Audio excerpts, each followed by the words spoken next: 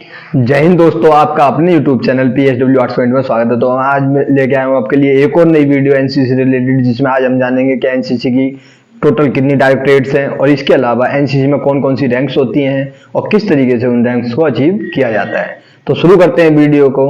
तो total NCC की 17 directorate हमारे को देखने को मिलती हैं। जो हमने देखा था कि एनसीसी फ्लैग के बारे में हमने जब डिस्कस करा था पिछली वीडियो में, तो उसमें बताया था कि जो टोटल 17 लोटस देखने मिलते हैं टोटल, वो हमारे 17 डायरेक्टरेट को रिप्रेजेंट करते हैं। तो हमारे को कौन कौन सी 17 डायरेक्टरेट देखने मिलती है, तो शुरुआत करते हैं। सबसे पहले आंध्र प्रदेश एंड तेलंगाना डायरेक्टरेट। पहले ये आंध्र प्रदेश डायरेक्टरेट थी, लेकिन तेलंगाना स्टेट बना जब से आंध्र प्रदेश एंड तेलंगाना डायरेक्टरेट एक स्पेसिफिक अलग से डायरेक्टरेट बन गई है। इसके अलावा दूसरी डायरेक्टरेट की बात करें तो हमारी वो कौन सी है, बिहार एंड झारखंड डायरेक्टरेट। कौन सी? Bihar and Jharkhand directorate. Third बात करें तो हम दिल्ली डायरेक्टरेट, जिसमें कि एनसीसी का मेन हेडक्वार्टर है, डीजी एनसीसी का, जो हमारे को देखने को मिलता है, जो इस टाइम पे रोहिणी में स्थित है। चौथी डायरेक्टरेट की बात करें तो गुजरात, दादर एंड नागर हवेली भी इसी के अंदर कंबाइन कर दी गई है। Okay, Gujarat and Dadar and Nagar Haveli, ये हमारे को चौथी डायरेक्टरेट देखने को मिलती है। पांचवी डायरेक्टरेट की बात करें तो Jammu and Kashmir and Ladakh, Jammu Kashmir and Ladakh जो डायरेक्टरेट है वो हमारे को देखने को मिलती है।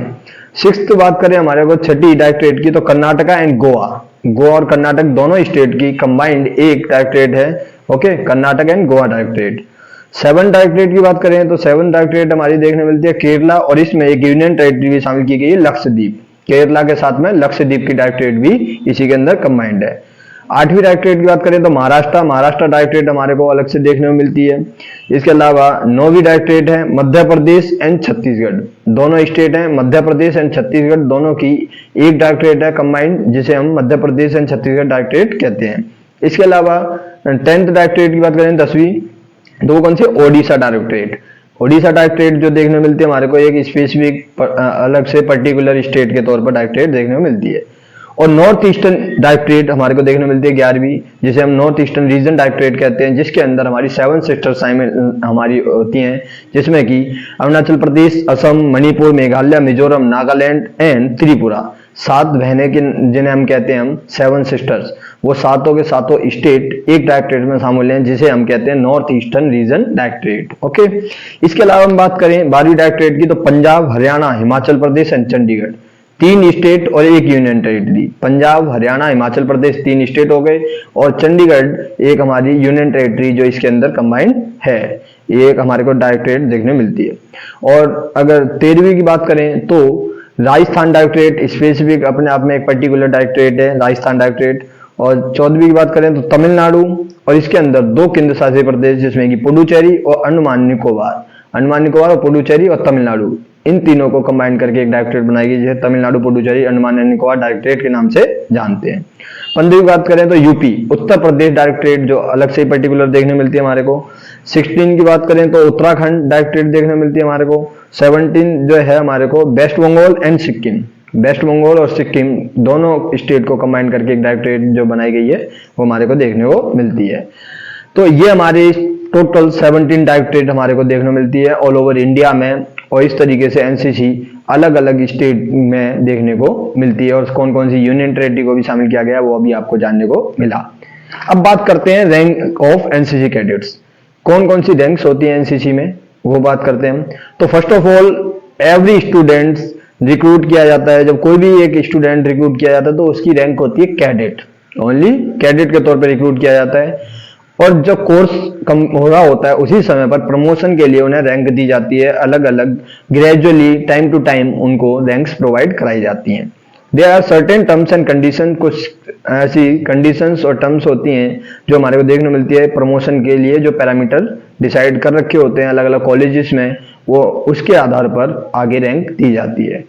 Okay, the terms and condition for each post are given as under, तो कौन कौन सी टर्म्स एंड कंडीशंस होती हैं वो अलग अलग डिपेंड करता है कि कॉलेज कौन सा है, कॉलेज के ऊपर डिपेंड करता है कि उनका स्ट्रक्चर किस तरीके से रखा है और उन्होंने कौन से पैरामीटर्स रखे हैं, फिजिकल, इंटरव्यू, मेंटली, सारी तरह से चेक करने के बाद में रैंक प्रोवाइड कराई जाती है मोस्टली कॉलेजेस के द्वारा।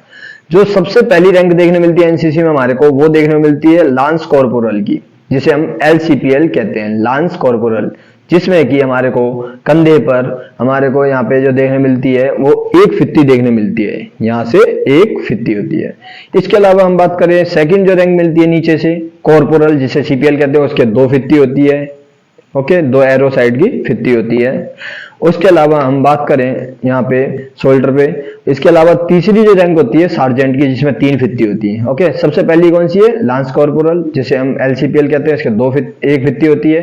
फिर 2 फित्ती वाला कॉर्पोरल होता है, फिर सार्जेंट होता है 3 फित्ती वाला। इसके अलावा हम कंधे की बात करें जब शोल्डर पे, तो वो हमारे को सबसे पहले जो देखने मिलती है जूनियर अंडर ऑफिसर की rank. Okay, junior under officer जिसे हम कहते हैं, उसके यहाँ पे गोल्डन एक फित्ती होती है, गोल्डन। इसके अलावा सीनियर अंडर ऑफिसर होता है एसईओ, जिसे कहते हैं हम सीनियर अंडर ऑफिसर, उसके 2 फित्ती देखने मिलती हैं। कॉलेज में जो पूरी एनसीसी का हेड होता है वही होता है। और इन कैडेट्स के ऊपर अगर बात करें तो एएनओ होते हैं। एएनओ मतलब जो हमारे को देखने मिलता है एसोसिएट एनसीसी ऑफिसर। ये कॉलेजेस में ज्यादातर लेफ्टिनेंट और कैप्टन भी हो सकते हैं ट्रेनिंग के बाद में, और मोस्टली ज्यादातर स्कूल और कॉलेजेस में हमारे को केयर टेकर के तौर पर भी देखने को मिलते हैं। ओके, एक रैंक जो सीक्यूएमएस की देखने मिलती है वो सारे कॉलेजों में नहीं होती, कुछ कॉलेजों में होती है, जैसे वो सार्जेंट से ऊपर होते हैं, जिसे company quarter master of sergeant के नाम से जानते हैं। उसके अशोक स्तंभ से संपन्न एक पट्टा होता है हाथ में जो पहनना होता है। ओके, तो ये हमारे को रैंक स्ट्रक्चर देखने मिलता है एनसीसी कैडेट्स के लिए, और उनका इस तरीके प्रमोशन होता है। इसी से उनके अंदर एक लीडरशिप क्वालिटीज डेवलप होती है, और उस लीडरशिप क्वालिटी के आधार पर वो आगे भी अपने करियर में उसका फायदा उठाते हैं, और लीडरशिप क्वालिटी को कहीं पर भी दिखाने की उन्हें अपॉर्चुनिटी मिलती है तो वो शो करते हैं। तो ये आपके लिए एक जानकारी थी जिसमें हमने जाना एनसीसी की पूरे रैंक स्ट्रक्चर को, और साथ ही साथ एनसीसी डायरेक्टरेट्स के बारे में। तो ये जानकारी आपको कैसी लगी कमेंट करके जरूर बताएं, और ज्यादा से ज्यादा एनसीसी कैडेट्स के साथ में शेयर करें और सिविलियंस के साथ भी शेयर करें, ताकि उन्हें आपके बारे में भी जानकारी मिल सके कि एनसीसी कैडेट्स की लाइफ किस तरीके की हो सकती है। ओके, और चैनल को सब्सक्राइब करें और जो बेल आइकन है उसे प्रेस करें, ताकि आने वाली जो वीडियोस हैं उनके भी आपको नोटिफिकेशन मिल सके। तो थैंक यू गाइस, जय हिंद, जय भारत।